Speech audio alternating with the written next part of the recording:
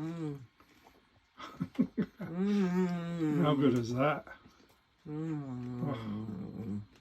Oh, best sourdough.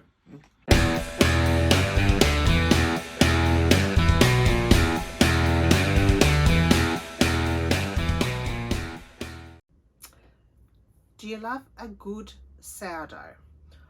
We owned a patisserie for 8 years at Langford's Patisserie in Mooroolbark in Victoria, and we used to make some amazing sourdough there, and it was quite popular. We're going to take our sourdough recipe that we did commercially for 8 years, and we are going to transfer that into a 1 loaf Caravan style bread for you. For a good sourdough, first you're going to need a starter. We called our starter Matilda. This is your starter. The starter is what makes your flavour. The longer you have your starter for, the more flavour you should get out of it. And your starter also helps to rise your bread, so you can use either none or less yeast with it.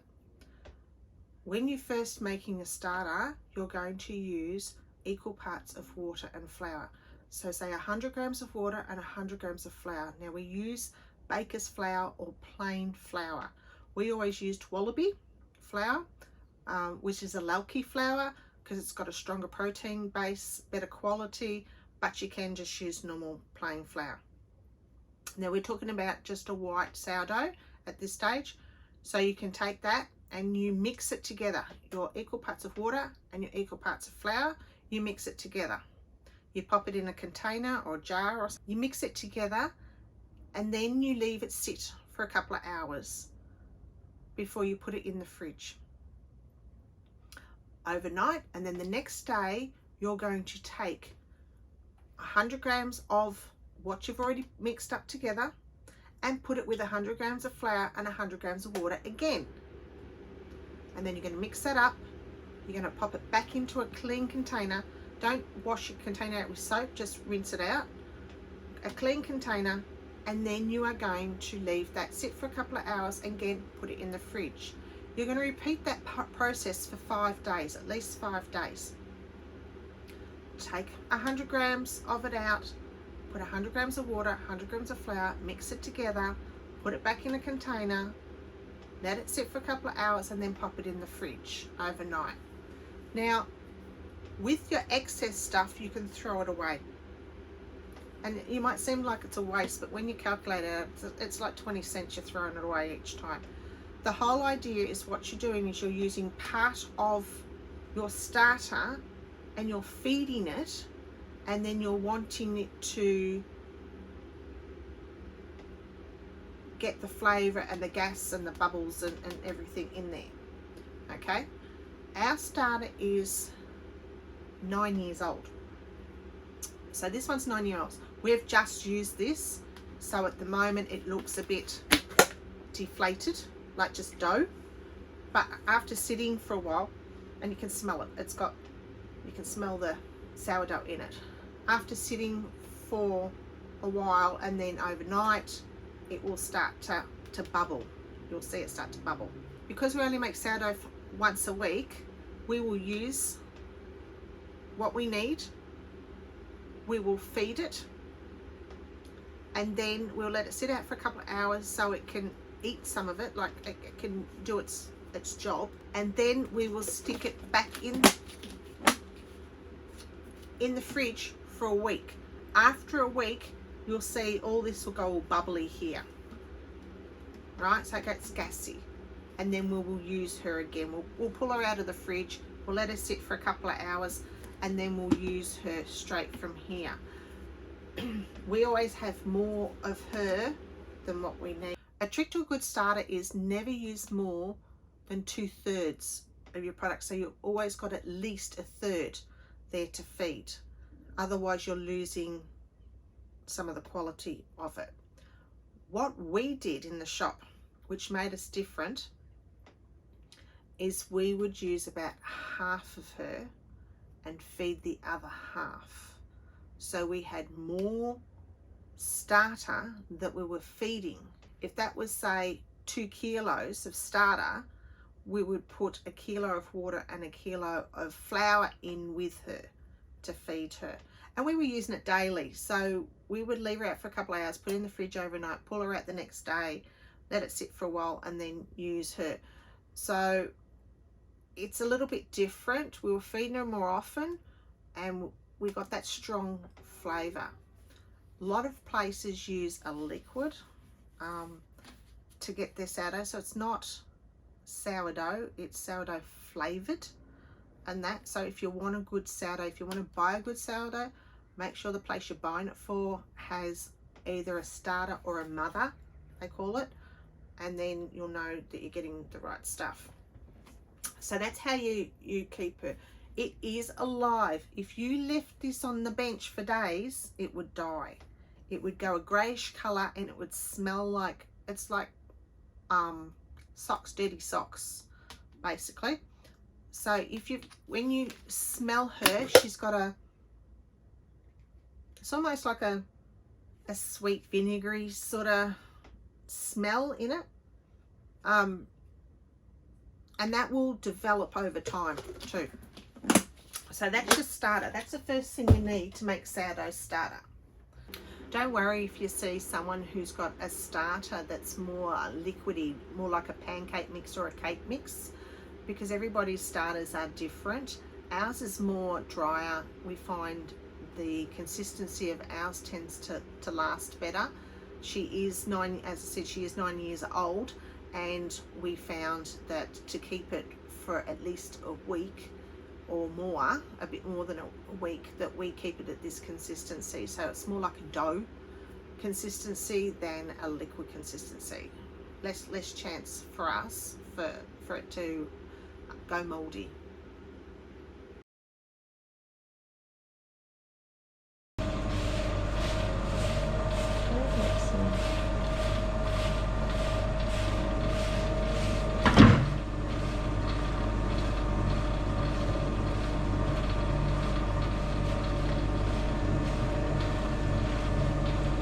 Is everything in this?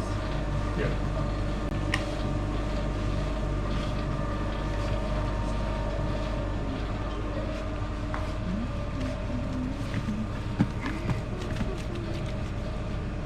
You come a waltzing Matilda with me. That's a name because it's Australian. Right.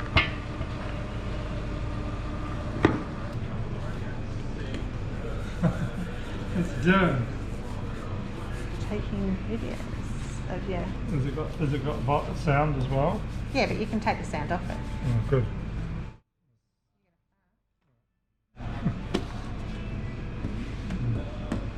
Taking the other photos.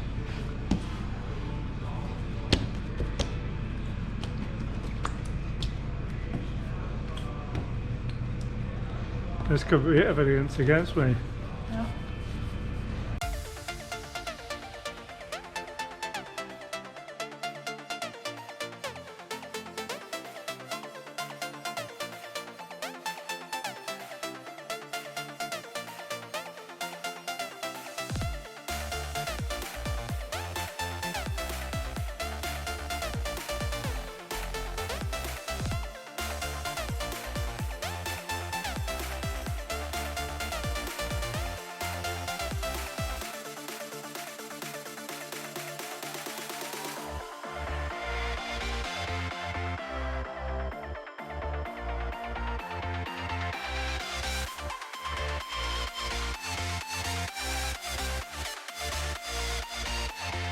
The second thing is your ingredients. Now all you need in is flour, water, salt, semolina and yeast with your starter. So those are the ingredients you need. Now we use yeast, as some people don't. We use just a little bit of yeast to kick it. So first you're going to do is add your flour. It's 545 grams. And then your salt, which is 12 grams. On top of that, you're going to add 12 grams of semolina. Now you mix that in a little bit, just to stir in your dry ingredients. Then you're going to pour in your 345 grams of water and your 2 grams of yeast. So yeast is probably like a good pinch, or even like a 1/4 teaspoon in there. Okay, and then you're going to put in your starter, which is 90 grams. Now you can be a little bit over, so you can put more starter in. You know, you can put in 100 or 110 grams of starter. It's not going to make much difference, so you can be a little bit lenient with that. Then we're going to mix it all in. Now the easiest way to mix when doing it by hand is using your hand. It's a bit messy in the Caravan, but doing it by hand, mix it in really well.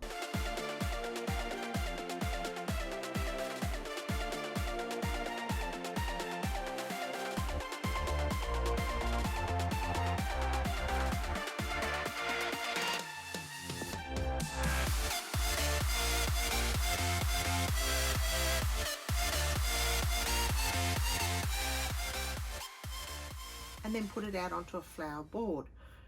You're going to then knead it until you get some heat in this. Now when you're doing this by a mixer, you're going to need at least 7 minutes by a mixer, so you're probably going to need a good 14-15 minutes. Alternate it between people, all that. You just want to knead it to get some nice warmth in there.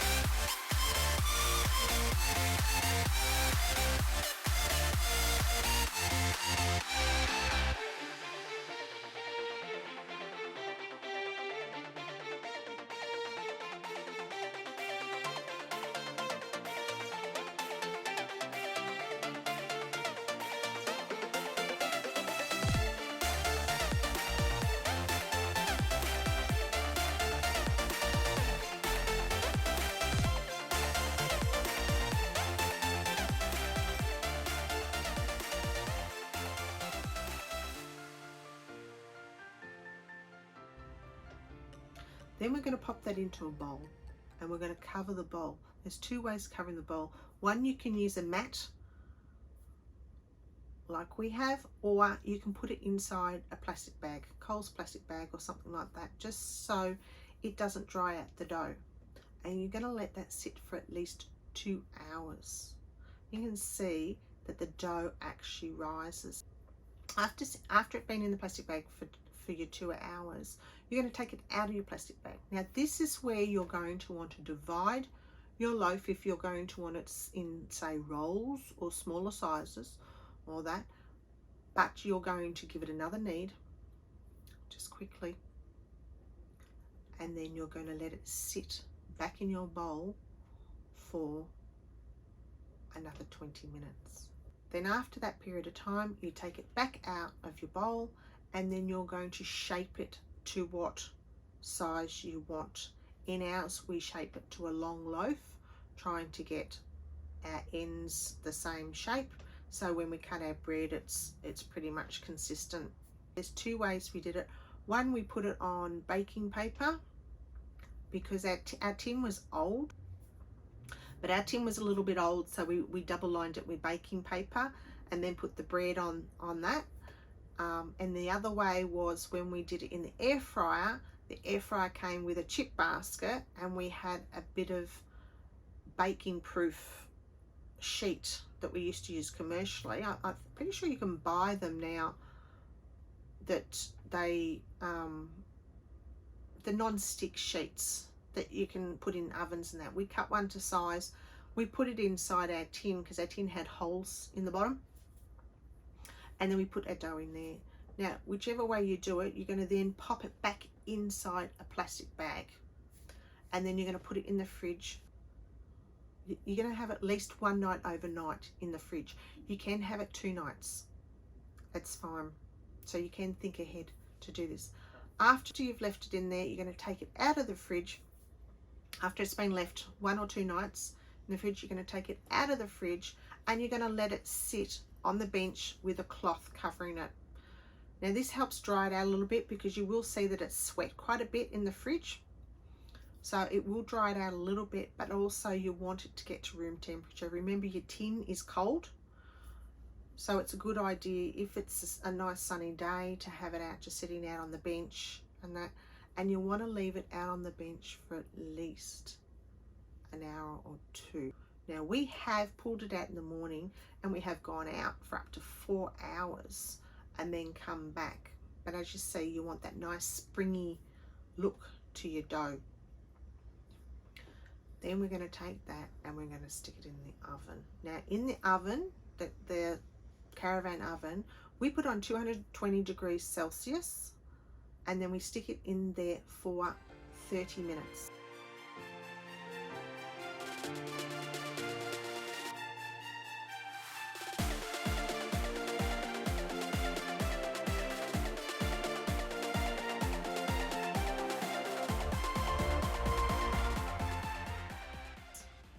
After the 30 minutes, we will take it out and we'll flip it upside down, and then we'll cook it for another 5 minutes, just because the bottom doesn't tend to, in our tins, it doesn't tend to brown it, and therefore it's ready. In an air fryer, we found if we cooked it on the bake mode, we have a bake mode on our air fryer, but if we cook it on the bake mode, it seems to be enough, but it will squash it. We have to put foil over the top of it because ours squashes it. So there are some air fryers that are a little bit more deeper if you're doing a round loaf, that you can actually put it in there without foil on top. We just put the foil to stop ours from hitting the top. Either way, the bread turns out pretty good. Not as fluffy as what we did at commercially. It tends to be like a little bit more lower because ours was quite high loaf. Then after that, What do you think? probably tastes good too. What's better than hot sourdough straight out of the oven? Homemade. Homemade. White bread out of the oven too. Yeah.